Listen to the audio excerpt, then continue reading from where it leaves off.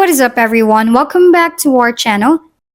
This tutorial will guide you through the steps to fix the issue of nearby people not showing up on Telegram.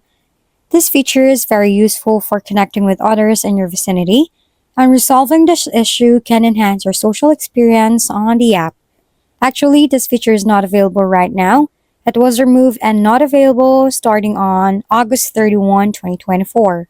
The reason is that due to issues with bots and scammers, as stated by Pavel Dorov, the removal was part of Telegram's efforts to improve moderation on the platform and eliminate illegal activities.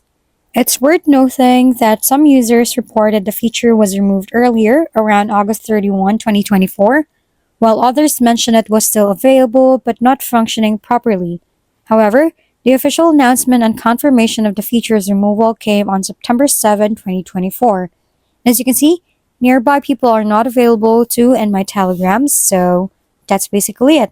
This is just a reminder that this feature is not available for some reasons, so you don't have to worry about why there is no nearby people feature on your Telegram app. If we've been helpful, kindly give us a thumbs up, and don't forget to hit the subscribe and bell button for more contents. For any questions and suggestions, comment down below.